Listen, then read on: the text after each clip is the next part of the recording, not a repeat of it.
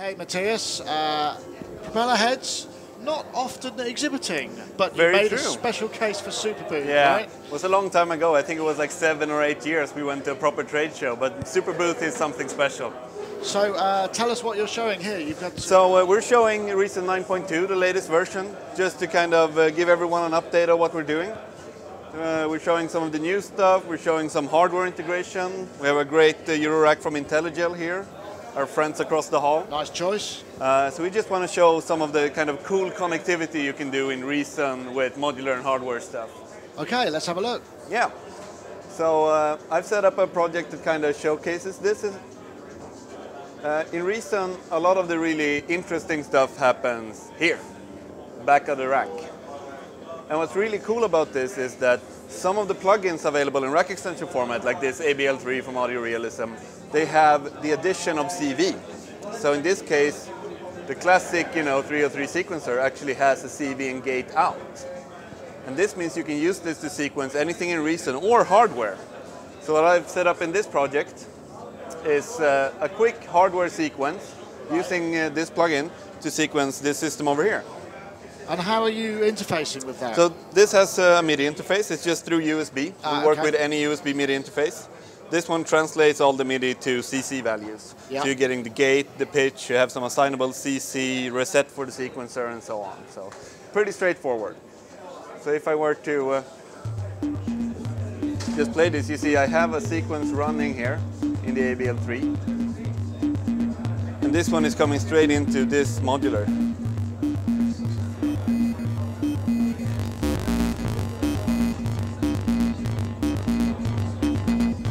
What's really nice about this is that you can use all the cool rack extension stuff to control this. So for example, I can set up an LFO in Reason. So I can just create Pulsar, which is an LFO that comes with Reason. And this one can get hooked up to a CC value. So this particular interface has CC value 2 as an assignable. I can just hook this up with a cable in Reason. And now I'm getting the LFO out to my system. And I can send it to, for example, the filter modulation. Right, okay. So it allows us to use these kind of CV stuff that's in Reason with proper hardware. Is there any plans to enable CC direct out via a DC coupled audio interface? It works if you have a DC coupled audio interface. You can connect all our cables, and a lot of our products actually have audio output for CV too, especially rack extension. That became kind of a trend. So you can get the high resolution audio out and connect it to a CV interface. It's really cool. Another thing I want to show you is just the types of really cool modular stuff our third-party developers are developing. So if I just quickly set up an audio track to get my modular in, and then create an external MIDI instrument. So this is what interfaces with my U-MIDI. This one can now be sequenced with a variety of really kind of cool stuff. So the classic matrix, for example, that everyone knows from Reason. You can use this, maybe randomize a pattern, and use this to create sequences that maybe you couldn't do in your modular system. You also have some third-party developers that creates amazing stuff. This one from Electric Panda called the PSQ is based on a bunch of Eurorack sequencers that they've combined. So you can do stuff like a shift register, set the number of bits and a pattern. Right, so it's quite complex. Exactly. Hardware So this sequence. simulates, stuff like the Turing machine and things like that. It also has an onboard quantizer. I can send this shift register through a quantizer, maybe set a nice easy scale. And you can see at the back it has quite a few options. I can quickly hook this up to my synth and play it back. Maybe add some randomization.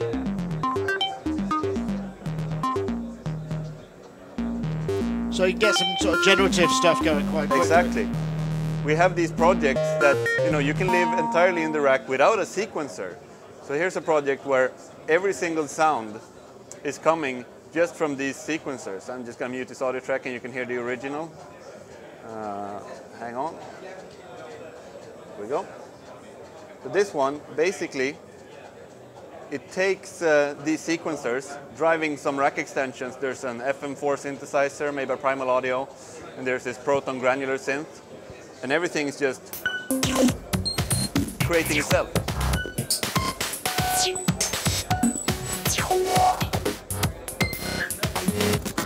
Even the drums are sequenced by one of these. Right, okay.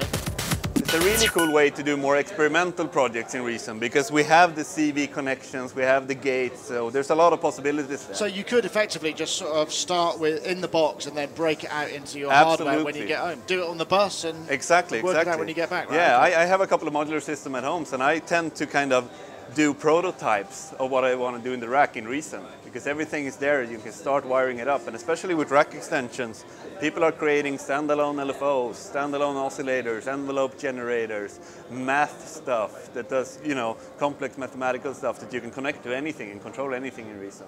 So that's really part of what makes Reason so great right now, is that it's so modular.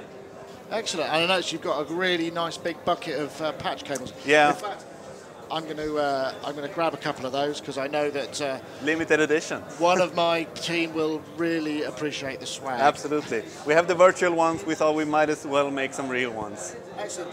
They don't stretch and dangle like the other ones. Exactly. That's the only thing. But So 9.2 out now. All of these rack extensions available via the store. Yeah. exactly, and there's a ton of new stuff. The biggest stuff about 9.2 is that we now allow Reason's sampling feature inside rack extension. So any audio you have inside Reason, from your audio interface, from a synthesizer, from a track, you can sample that into any device.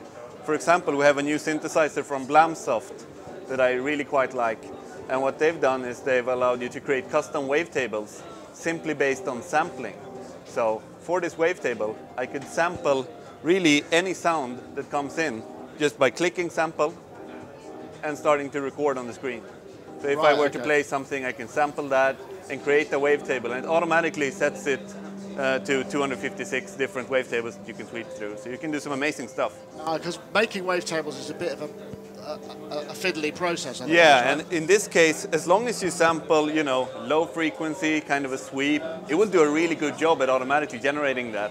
So it's a really cool synthesizer that was enabled with SDK, the new SDK version in 9.2. Excellent. Thank you very much. Thank you.